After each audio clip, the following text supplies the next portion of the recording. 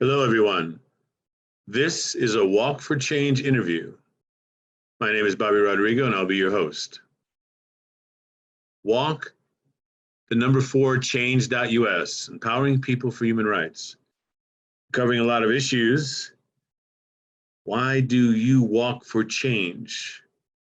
Freedom of choice, ending prohibition, taking care of our veterans, taking care of our planet, farm to the table, food justice, criminal justice reform, liberty and justice for all. Why do you walk for change? Please join us. We can use you. We need your help. Come walk with us. Walk the number 4 change.us.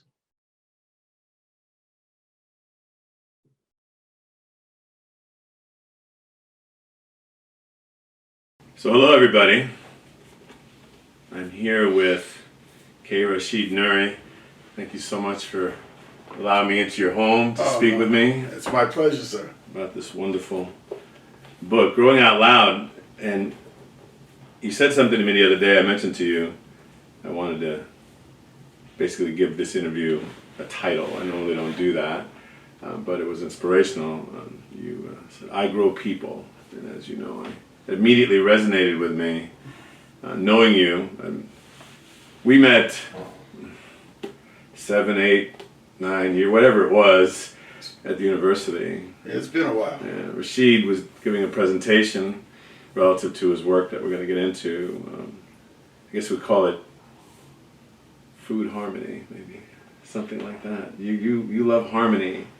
I didn't have a chance. I just got this yesterday, as you know, and I didn't have a chance to read it all, but I sifted through it. You smelled it. I did. Yeah. I did. You gotta touch it. You gotta figure it out. Because there's an energy coming from it. So, the most important thing is to start this with is I want everybody to know a little bit about you, where you come from, in the beginning, the foundation of your journey. So who is Rashid Nuri? Who is Key? Some of all the experiences that I've had over the last 72 years. And it's been a wonderful ride. It really has. I was born in Boston, went to 14 schools before I graduated high school in San Diego. I worked in 36 countries around the world. So I've been around the world more times than I can count. Lived overseas about 10 years. And been involved with agriculture for over 50. And you have an important story about that too that I've heard you say before about essentially your first agricultural experience or food experience from when you were in school very young. Oh yeah, that was, and I caught that in hindsight, particularly as I was writing this book. I ran for student body president, Kearney High School in San Diego in 1965. And I had whereas most student government elections are popularity contests, I actually had a plank. Had 10 things that I wanted to accomplish if I was elected as a president. One of them was to put fresh fruit and juice machines on campus next to the soda and the candy. And so you're already aware. I guess so. I mean, as I look back, yeah, that was the first thing I can remember. I'm city-born countryman is how I describe myself. I'm a city boy, to the core, except for the agriculture, which has taken me to the rural areas all over the world. And you like having your hands in the dirt, essentially. That's Mother Earth. the soil, yes, Mother. That's the mother. Mother Earth. And all wealth, all health, all life begins and ends in the soil. And you meet somebody that's kind of flighty, you say they're not well grounded. Just go out there and put your hands and feet on the soil, and you will become grounded. And I think that's a very important lesson for us to learn. So many of the cliches that you hear in life come from agriculture. Oh, certainly. Yeah, the beginning. I mean, you had to food. The empowerment of food was, life itself, of course. So just in the journey of knowing the things you are about, you're here in Atlanta now, and what brought you here? I know you've been here probably 15, 20, something like that. Well, yeah, it's pushing on 15 years now. This is the 15th year. I came here to build Truly Living Well. It's a Center for Natural Urban Agriculture. And the seed for that was actually was planted many, many years ago. But the conception to do it here in Atlanta came in '05 while I was in Ghana. And some sisters came through, wanted to be gentle lady farmers. And I made a lot of people rich over the years. I said, let me tell them what I want to do. And so they gave me some startup capital and had invited me to come to Atlanta. So I came to Atlanta to specifically build the Center for Natural Urban Agriculture, Truly Living Well. So, and of course I know about Truly Living Well, but the audience doesn't. So you got to fill us in. That's a major, major accomplishment twice, basically. Yeah, we built the biggest farm here, myself and the team. The second reason is two, because the first one got shut down. We had 6 acres right downtown, and it was downtown Atlanta. And that was wonderful because, rising tide lifts all ships. And for people to be able to see a farm in the shadow of the downtown skyscrapers that was prosperous inspired so many people.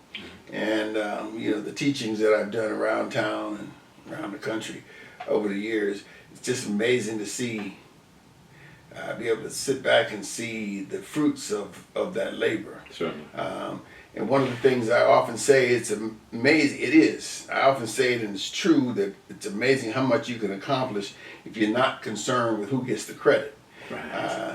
Right. So one of the ways that we resonate, to say the least, with each other, I could care less. Yeah. I never care. Yeah. So I often describe my work as throwing a pebble in the pond, and those who are right around the entry point, they would know what the origin was, but you get out towards the shore, they don't have a clue where it started. So to sit and listen to people talk, and particularly these young people who think they've come up with a new idea, not knowing that, let me rephrase that, for me to know that I've been teaching the same thing for 50 years, and to see it being made manifest now, it's very satisfying. That's why I can say it's been a great ride. And you smile a lot. Do I? Yeah, you do. Yeah. I always see you smiling. Yeah, well, I think about where I've been, the things that I've done, man, it's God's blessing. I mean, it's just really, that's the last paragraph. Did I show you that? Did you read that? The last paragraph in that book pretty much describes my life.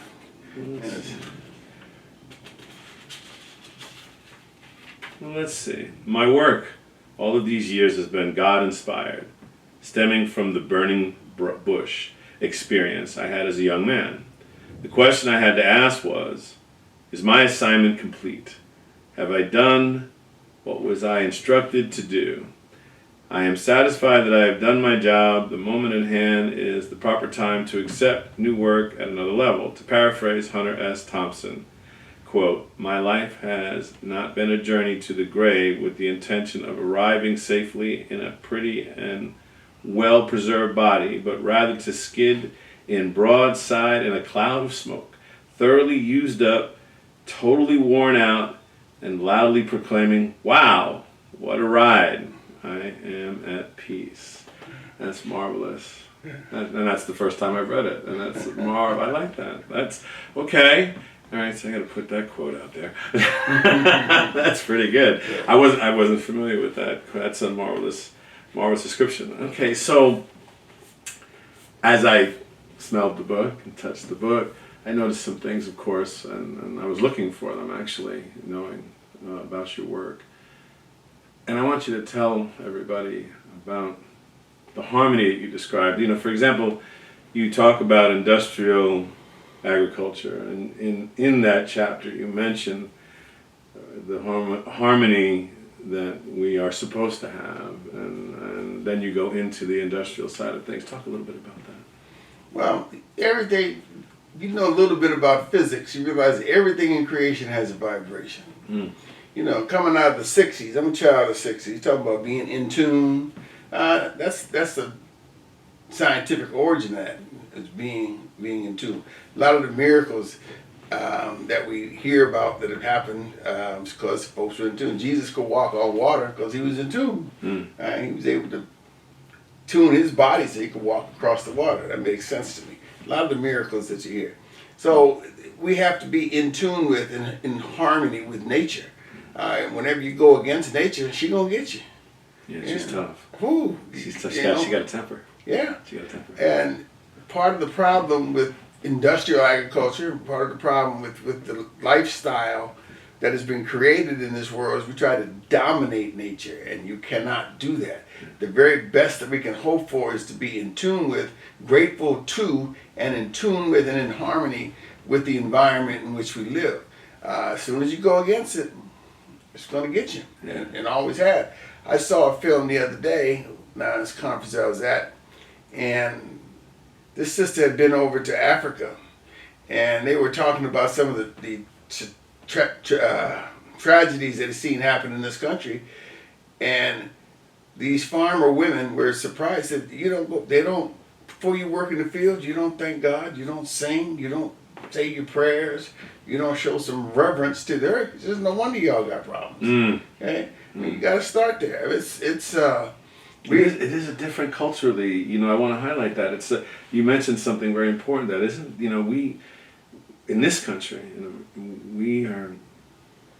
I don't know. I don't even know if spoiled describes it properly, in a way. But we disregard so much. Take so much for granted. Because we have most folks in the West have the arrogance of thinking that we know more than God does. Okay. The GMOs, genetically modified organism, GMO means God move over. Yeah. And that the scientists think that they can... I heard you say that before. Yeah, that they can make things, take things apart, put them back together better than God did. And that just... reminds me of something that I heard you the first time I saw you talk and interviewed that day. You were talking about... Because it's always been the improper discussion... propaganda discussion about GMOs, just like the other processes that have been in agriculture, natural life. And I remember you talking specifically about that, and again, memories and stuff like the things that are important. And that's a very good point. It was we do disregard, and again, we're disregarding Mother Earth in such a significant way, and it's connected. So food is life, and our health.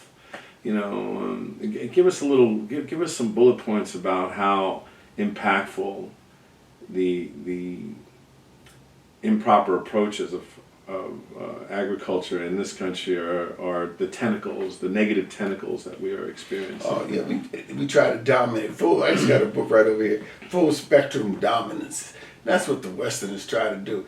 The soil, Mother Earth, you start there. And every spiritual path, every religion teaches you got to honor your mother and father. Honor your parents, that your days will be numbered. And when you don't do that, you're going to run into problems. So I don't even try, as much food as I have harvested over the years, I don't try to grow food.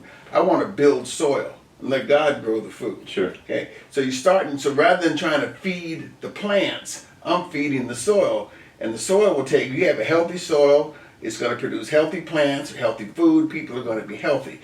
But what the big ag has done is try to circumvent that. They use the soil as the dirt as a receptacle for the roots of the plants, and then they're going to add all the chemicals that they think that are necessary. And that science began with a man named check this name out, Justus von Liebig. Liebig, I love it. Yeah.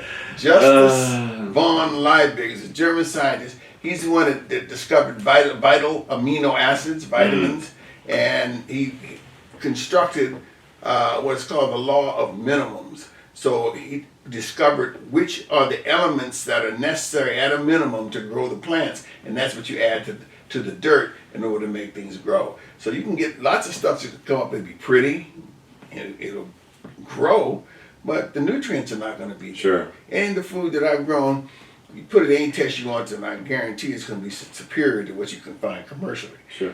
Because I remember as a child, they used to sell us Wonder Bread, because it would build your body in 12 different ways.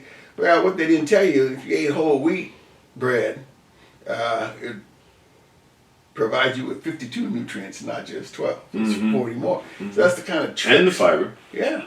That's the kind of, which is very important. Very important. Right. Get a little older. Yeah. Yes. Yeah. So we don't understand that. And, you know, lately I've been thinking, this whole GMO revolution. I'll go back a couple of steps. Hybridization came in big time right after the Second World War. Right. All right. Right. We could go into the history if we had the time and all that.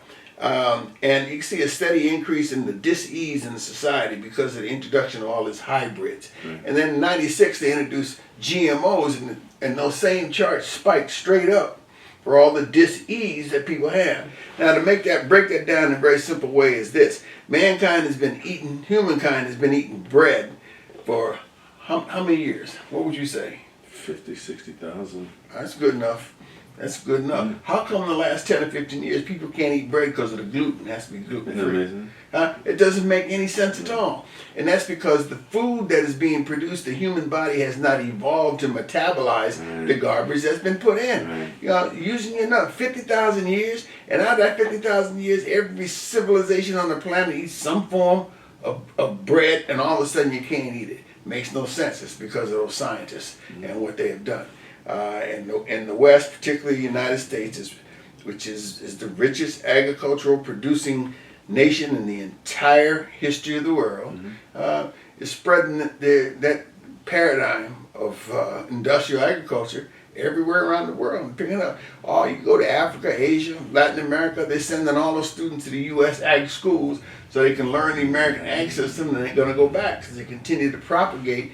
That was a good choice of words. Continue to propagate the system of agriculture, which is killing us. Yeah. We got to stop that. Yeah, absolutely. And the word natural resonates. You know, I use the simple phrase is, you know, what did our parents call organic food? And people look at me like they called it food. They didn't need to have any kind of label before it because that was what was there. There wasn't anything else there. And then all of a sudden they said, well, let me do. Because we need to feed the world's population. We don't have the ability to do that anymore. There's always been enough food in the world. The problem, Always. What gets people hungry are the political decisions that are made. Food is used as a weapon, and whoever controls your food controls you. So there's never been a deficit of food. It's a matter of getting it from where it is into the bellies of people. And there's always political decisions, monetary decisions that underlie it. But if people had access to the land and the tools, they can grow their food. They're going to feed themselves because you got to eat.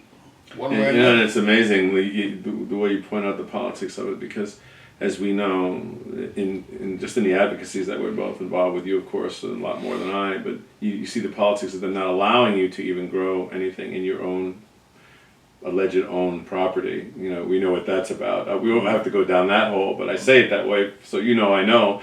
But they tell us we can't do this in our front yard, in our backyard. You know, my father was a chef. I think I've mentioned to you before, and I lived in New York City, and obviously there's not a lot of dirt available, but what there was, my father would go out and grow tomatoes and stuff like that. New York, it's natural. man, Atlanta is the greenest city in America by virtue of trees and open space. But every time I've flown into New York, I see all those roofs. Okay, all you got to do is put some dirt up there and they can grow some food. Right. Okay, and all those roofs, I just got this one relatively recently. I didn't know that in those high rises, if you have a fire, you don't use the fire hydrants to push that water up. They got those huge oak tanks up on top, and that's where you get the pressure for your showers, and the water comes down. It's like the old mountain irrigation systems where like Puerto Rico had. I saw when the disaster relief work, where the water collects at the high point and then goes right back up into a cistern, and then they distribute it at the same principles, except with the pumps. And if you can have barrels with 30,000 gallons in it, that's a huge barrel. That's a lot of weight. That means those buildings are adding a few tons of dirt up there. It's nothing. They're not going to. I'm a builder. That's not an issue. We can put all the dirt up there we want, and they just won't do it. No. Well, I know you know this. I learned some years ago that the average distance our food travels to our table in this country is 1,500 miles, regardless of where you live. If not more. Right. The way they move it around. Yeah. And they say 1,500. Where do bananas come from? Bananas are coming from All over the world. Way south, yeah. All over the To world. hear people eat them every day. So yeah, that's the average, somewhere in there, 15 to 1,700 miles. And humankind used to live within walking distance of where their All their was food, produced. yes. And that world doesn't exist, but we're changing that now. The local food economy that has been created used to be called a good food movement, local food movement. We're past that now. The paradigm has shifted. And now it's just a question of the momentum continuing to build to be able to provide food that's close at home. When I came to Atlanta, you were hard pressed to find one farmer's market. Now there's a farmer's market every day of the week somewhere. That's progress. I was at that meeting I was at today. I would just smile and listen to them talking to young people about all the things that they want to do and how they're getting excited about it. And what I was saying to myself is reflective of that, what you read there. Man, it's not even about time. It is the time. Yeah, it is the time. And to have been able to see the progress that's taken place over the last 50 years, that's so rewarding. Yeah, it is. So all the aches and pains and You talk about something else that's pretty important. I want our audience to know about. The government agencies that exist, and you mentioned the last plantation in America. Talk about that and who that is and why. U.S. Department of Agriculture. USDA, the last plantation in America. I want to make sure we hear that, everybody. The last and greatest. Greatest. They still, the levels of discrimination that take place in government, many of us think the Department of Agriculture is the worst. Yeah. One of the things, I was only there a short time. I was in the Clinton administration. I have the distinction, sometimes dubious, of having worked for two African American cabinet secretaries, Mike Espy and Ron Brown. They got rid of Mike Espy real quick and they killed Ron Brown. Yeah, I remember them both well, sure. Yeah. And in the Farm Bill of '93, there was a requirement that a disparity study be done at the Department of Agriculture. Congress, he had to put those bills, they slid that in there, which is deep. And I was responsible. The world is run. Okay, we live in this country, and the average, you listen to the news, it's the largest democracy in the world, and it's not a democracy. We're not a democracy. One of my biggest pet peeves is that they stand around and run around and say how democracy is threatened when we're not a democracy. We're not even a democracy. And never happened. No. At very best, you can call it oligopoly, Well, we are a republic on paper. On paper, republic, but the truth of the matter is that there's a cabal, there's a small group of men and women who make the decisions about how the world is going to operate, and they plan so far ahead, generations ahead in their thinking about where they want to see the world go. But we're so caught up in what's going on right in front of us that we miss the bigger picture. And I think that's part of what I'm trying to do today is help people. What I do is help people connect the dots. That's what I do in this book. Right. If you want to learn about how to plant a tomato, don't buy my book. Right. Okay, I'm not going to talk. I don't even talk about that at all. I'll tell you Big picture. That's the big picture. Yes, Yeah. and that was the intention, and the feedback that I'm getting from folks is that I accomplished that task. But some of the things that I mentioned in the book and that I talk about in my lectures are so far away from people's comprehension that I often I don't go there because they're not going to get it and they say that man just a quack. Yeah. Right. I just gave you one example. I gave it to you the other day. The fact that they have produced a GMO corn seed that has a spermicide in it. Okay? You say, what does that mean? That means that people who eat corn with the spermicide keep the population down. And who eats corn?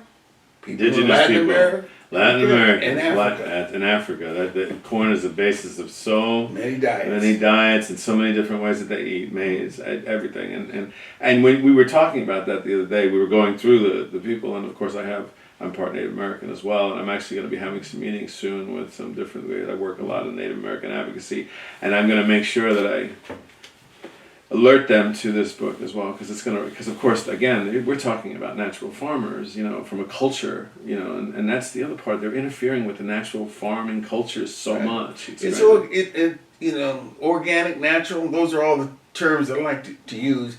I've recently been talking about pre-industrial regenerative agriculture. Pre-industrial, that's before all the chemicals, and regenerative because we've destroyed the soils. We need to bring them back.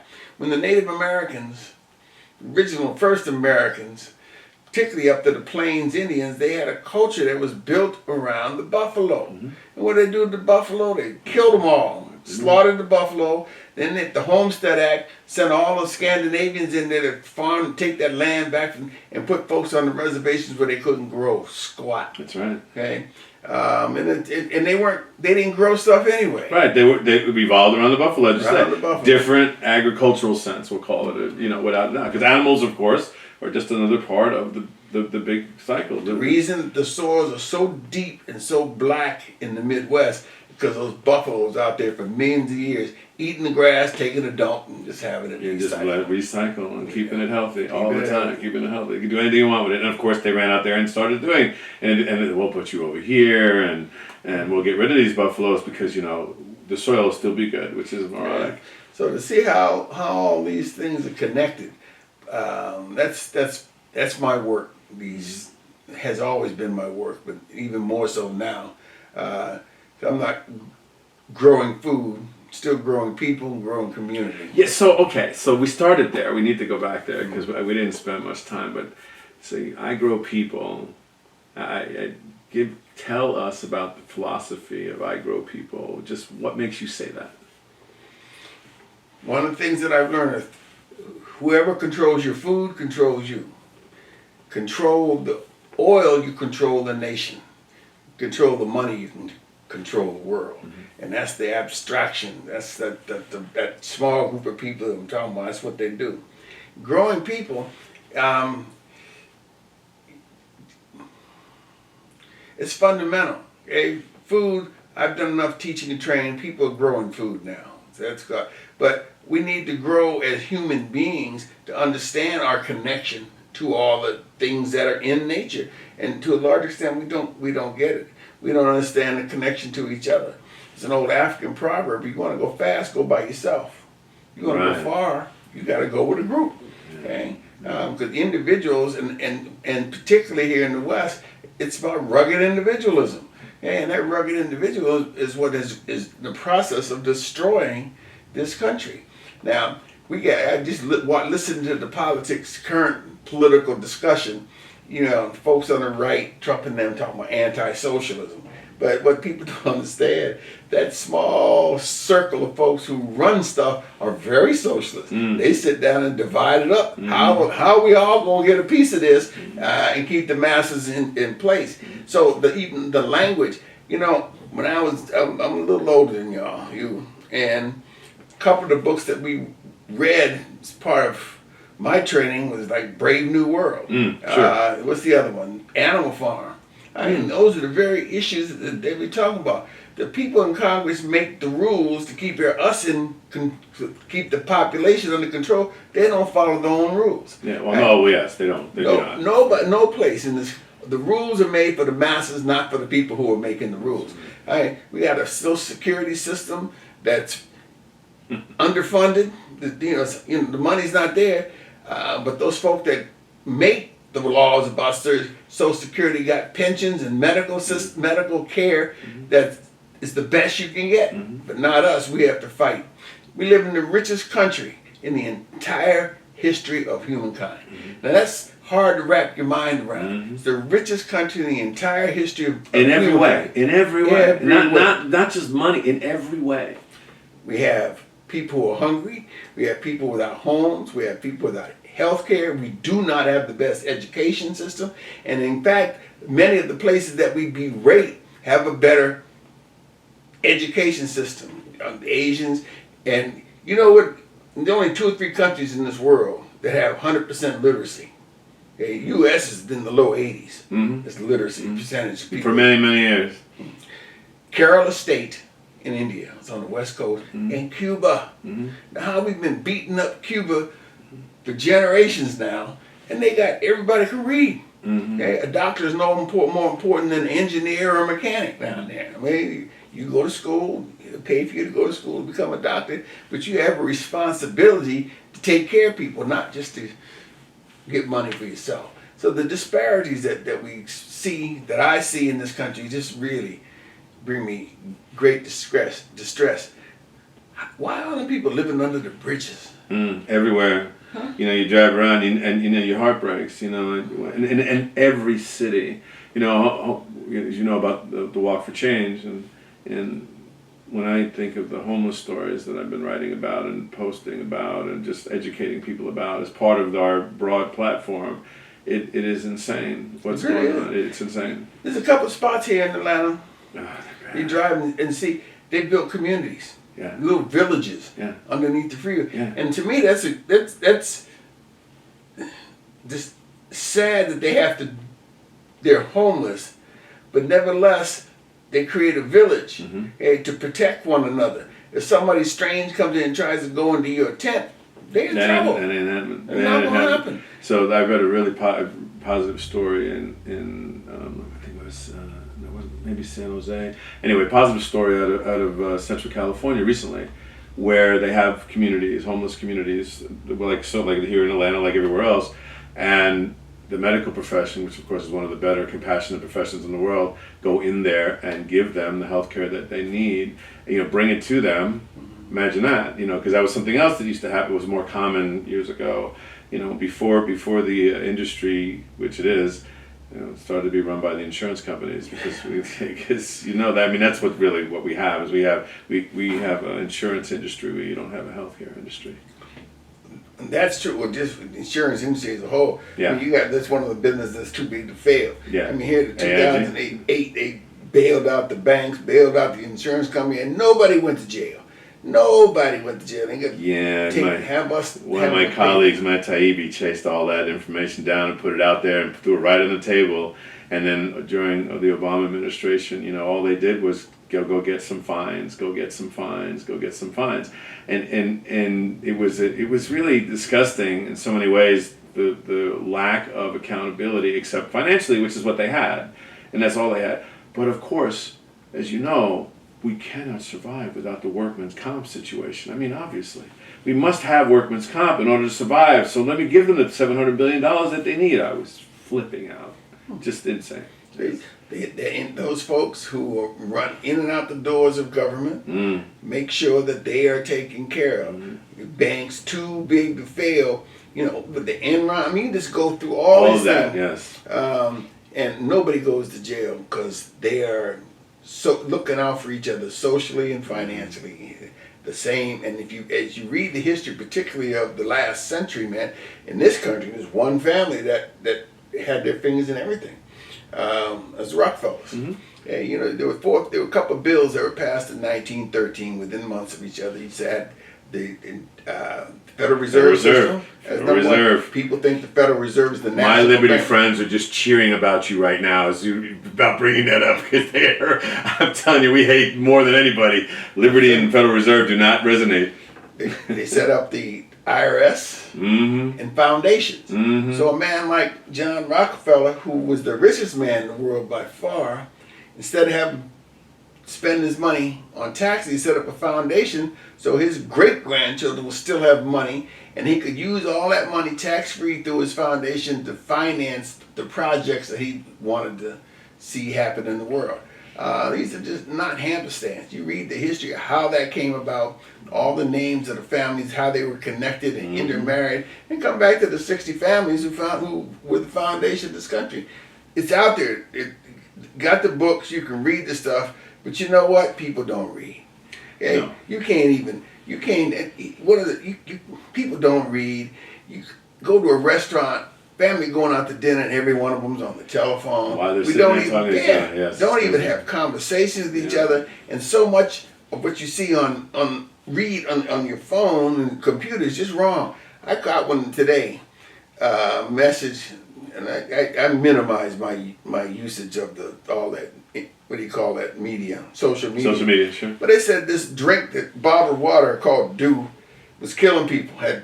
So I looked it up on Snopes. Yeah. Now they got, this person said, this is really vital. We got to save hundreds of millions of lives. Send this out immediately. Let's make it go viral. That thing first came out on the internet in 2011. Snopes and them other people said it ain't true. But it regurgitates. And the way it's interesting when you talk about like the technology side of this issue that we're talking about, the harmony and how people are connected. You know, so it's almost like they're in your head. You know, what did you think about? And then all of a sudden it pops up in your social media stream, the things that you look at. So if somebody's looking at an issue about water, then they'll pull all of this stuff and recirculate it into their system. I see it all the time, especially in advocacy. We're advocates, you and I. And so I spend a lot of time covering issues. And somebody in my network or somebody that I work with or somebody will post this thing. I'm like, oh, that's interesting. And I'll go, and of course, I'm going to vet it, like you. And I go in there, I'm like, that was 2006. Yeah. What are you doing? You know, and they don't even know it. Because they don't get past the headline. Oh, that's an important headline. Yeah. So let's boom. So we are. I call our society in that way the Tokyo Rose Society. We all know who that is. We live in a propaganda world, you know, and they're pounding us with it. Here's something that I find so interesting.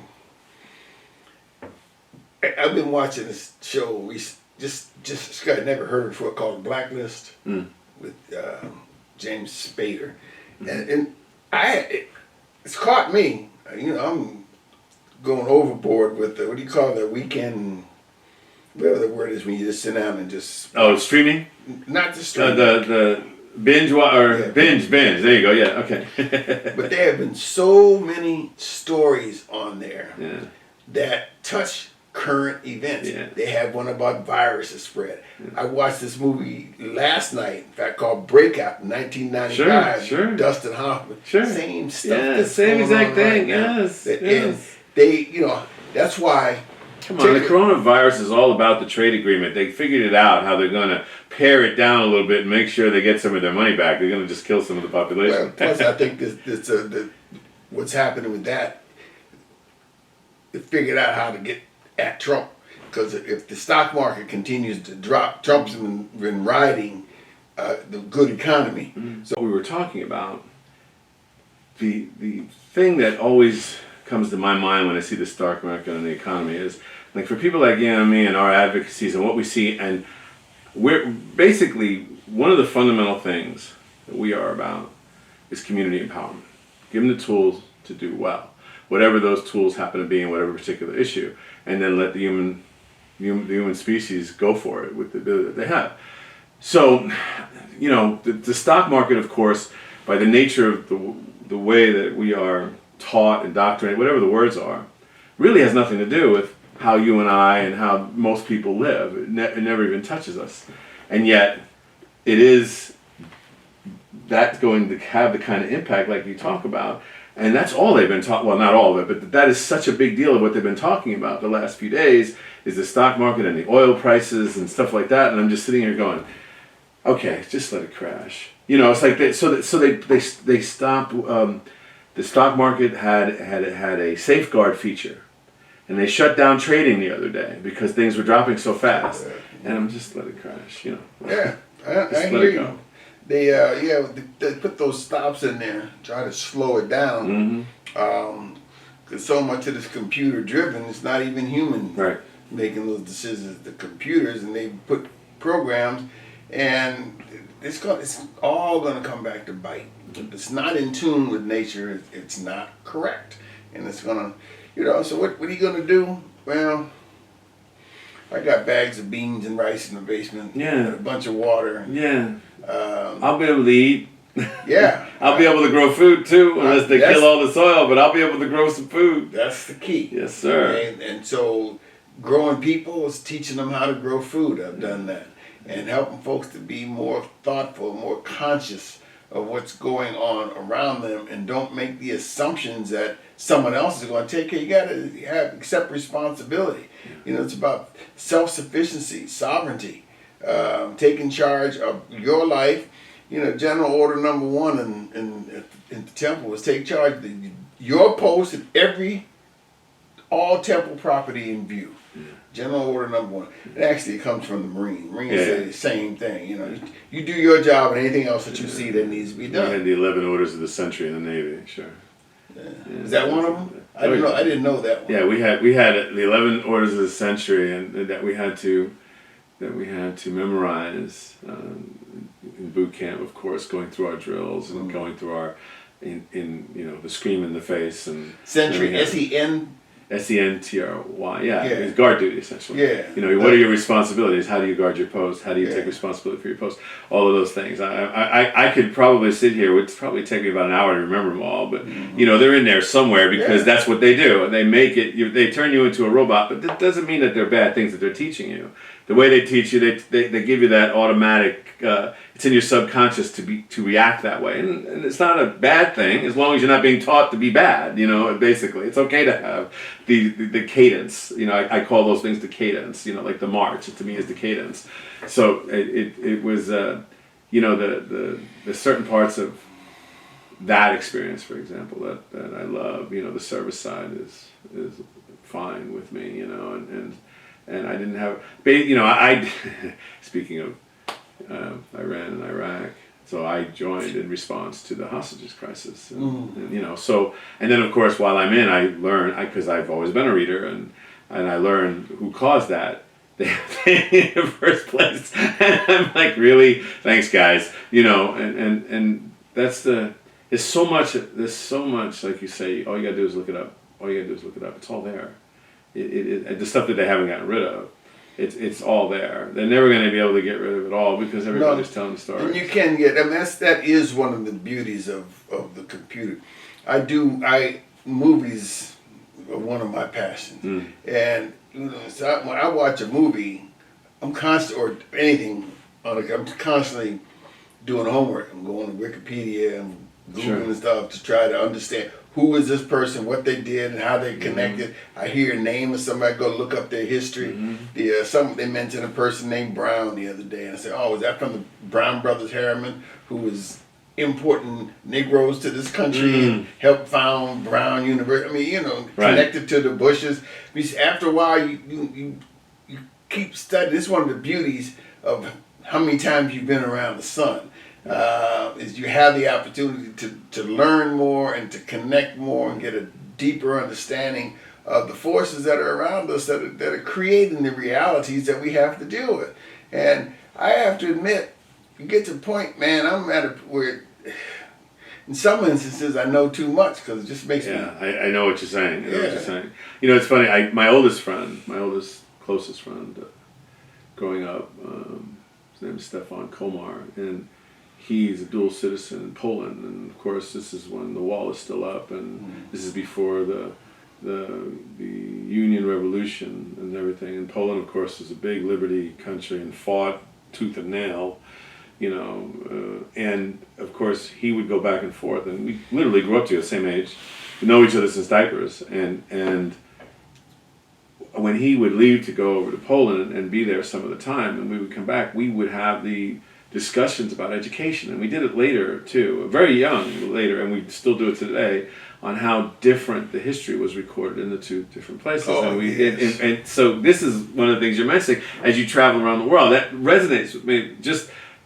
I knew very young, like, oh, wait a minute. Like, for example, our very basic example on how the World War II history, how it's reported here, and how it isn't reported, that 2/3 of the German army was fighting on the Russian front, kind of making a path, that wouldn't have existed if that wasn't happening, if it wasn't for the Hitler betrayal of Stalin in their agreement when they went into Poland. But it's not talked about in the way that the other parts are, or the Japanese-Hitler collaboration and how close they were to winning the world, with the key mistakes that they made. Because if they don't make those mistakes, no matter what we did, we were done. 40 million Russians lost their lives. That's right. 40 million. That's right. Lost their lives in the Second World War. The history they taught us in school was America saved everybody. Yeah. Everybody. And that's such nonsense. Well, I point out to folks, think about this, man. When we were growing up, every map that you saw in school had the United States right in the middle. That's right. Okay? All the time. And what the world is round. Yeah. There's no middle. Well, there's flat earthers now that will tell you it's not. You know. Come on now. You know, I'll just throw them a bone on a thing. You know, we won't. But so and it's really, again, the propaganda machine. The war aspect of that is very, very significant on what really happened. You know, and granted, Russia was no nice place. You know, and they were in bed with Adolf at the beginning. I mean, they walked into Poland, the two of them, and says, we'll just hang out here, you know, and then go from there. And the thing that the United States did that no other country could really do as fast as is that we industrialized the war. We started making bombs and planes and tanks and ships like crazy. You know, the world has fought the Russians 3 times. Yes. I mean, no, the Germans. The Germans. The Prussian War first. Right. And the issue was that Germany was becoming the leading industrial nation. In the world. They had exceeded Britain, but the Brits and the Americans are so close. Mm-hmm. Right? So they gang up on the Germans. Well, you know Pope Pius, the story of Kennedys and the Pope. They wanted the Americans to stay out of World War II, so they could attack the heathen Russians and let Germany make a united Europe and attack the heathen Russians. And Kennedy was trying to be the vice president of the United States under FDR. You know, because everybody knew FDR wasn't going to last much longer, and all of that was going. And you know, our history now we know it. You know, we didn't know it back when it was happening. I didn't want to tell anybody about that. It's interesting.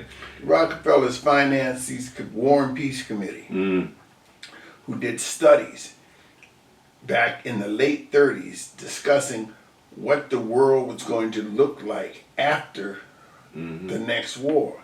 And they took those because the State Department didn't have enough money to do those kind of studies themselves. So those, and the Council of Foreign Relations, all that was formed at that time. They brought those studies, gave them to the Department of State, and then the people, the men and women who wrote those studies were hired to implement them as a part of the U.S. government, but it was financed privately before it became American policy. So America knew they were going to be in that war long before, and we're planning what we're going to do. We knew about the attack on Pearl Harbor in May. In May, that's documented now. We knew about it in May. They put a man in an island, and they had him guarded by 4 countries, and wouldn't let anybody talk about him because he was the one that brought the plans to Great Britain. And they just, we're going to put you on, you're the only man in the prison on the island, and we're going to have 4 of the allies. Russia and the United States are 2 of the people that are guarding this guy. I mean, are you kidding me? And I bet the people who are listening to this, they'll be looking like, what are they talking about? And I'm sorry, guys, but this is all real, and I would suspect that we're well read. Well, I guess you can see in the pictures. I got a couple of books. Yeah, just a couple, yeah. And I didn't even show you the ones that are downstairs. Yeah, those who read lead, those who don't won't. It's really simple, man. Very simple. You got to know your history, or you're doomed to repeat them same. And we hear that all the time from people who read, constantly. So tell me, what's next for you? Oh, I'm not farming. I live in the woods, so I can't really grow anything out. I can enjoy the trees that are coming up now. But I'm working on the policy. I want to get municipalities to say that small farms and urban agriculture is the future. 82% of Americans live in urban areas. They're looking for 70% of the world to be urban by 2050. And people have to eat. So we can grow and maintain their sovereignty. So if you I want to see them acknowledge small farms and urban agriculture is the future. We need to go back, this is what I'm saying, to pre-industrial, regenerative agriculture.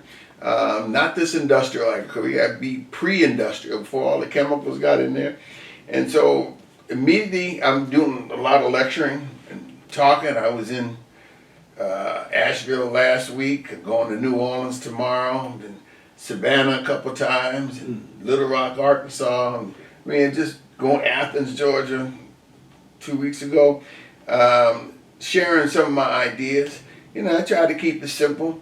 If we can get these municipalities to acknowledge that small farms and urban agriculture is the future, which I believe, and selling that concept and providing the infrastructure to support it, just like they did for agriculture in this country back in 1862. I don't think we said this. Within 48 days, 4 bills were passed that made America the agricultural giant that it became. First was the establishment of the Department of Agriculture. It was the first subject matter department in government. When I say subject matter, today you got education, health, transportation, energy. Right. You go through all the list. Ag was the first one. Then they had the Homestead Act, which we talked about. Right. It brought all the white folks over here, chased out the Native Americans. But it said, and they gave them the support to do that, and infrastructure. Then it was the Morrill Act, Land Grant College Act, set up all these land grant colleges to do the research to support ag. Big ag does no research. They don't have to. Right. It's contrasted with pharma, who then charges the outrageous because they're doing their own research. Right. But big ag has never done that from the Morrill Act. Then the fourth one was the Railroad Act, which to me was the most outrageous. Because they gave the railroad, they wanted to have a transcontinental railroad, gave them 2 miles of land on each side of the track, and all they had to do was spend their money and send the bill to Congress, and they were reimbursed. They stole so much. It was just amazing. But those 4 bills created the infrastructure in America to support the agriculture. And I want to see the same thing done for small farms and urban agriculture. That's where the people are. So, one last question for you. So you know about the Walk for Change and our platform. So my question to you is, why do you walk for change? Oh man, why not? As all my life I've been rooting for the underdog, trying to help make change in this country and around me, trying to create the world that I wanted to live and I wanted to see my children, grandchildren live. Agriculture, I got involved because God told me to. Back then I was I didn't know if I wanted to be a carpenter, a publisher. God told me to learn from the seed to the table and to do it experientially. That's why my experience is so broad. There are a lot of people who have a greater depth of knowledge in a particular area, but very few have had the expanse, the breadth that I have through my work and my travel and my study. So why change? If it ain't broke, you don't fix it. If it is broken, then you got to do something about it. You got to stand up. Now, I got in a lot of trouble over the last few years for saying this, but I do think Donald Trump's the best thing that's happened in this country in generations, because he's forced people to stand up, take a side. What you gonna do? You just can't sit back and do nothing and expect things to be better or different. You have to make a choice, and he's forced people to do that. Now, and to not misunderstand what I'm saying, I'm not interested in sitting and having lunch with the man, okay? But I do think that he is making people stand up. And what's ironic, if you had asked me, what's today, Wednesday, a week ago, let's make it 2 weeks ago, who I thought was going to win the election, Trump going to win it hands down, right? Because he got so much of America. They still support him. But now that they figured out how to make the stock market crash, oh, Lord have mercy. It's going to be more interesting, isn't it? It's getting a whole lot more interesting. Bring in some other factors and let's throw some more ingredients into the soup and let's see what we come up with. And also, how does one find your book and how do they get in touch with you? Well, I appreciate you asking that, Bobby. You can get the book on Amazon. They have it both the hard copy and the Kindle. My phone number is 404-520-8331. 404-520-8331. And my email is Rashid, R-A-S-H-I-D, at thenurigroup.com. N is in Nancy, U-R-I, thenurigroup.com. And if I can do anything to help you folks, just give me a holler.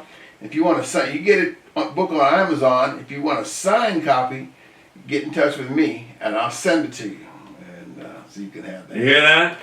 Personal touch, as always. It's one of the things he's good at is the personal touch. Thank you.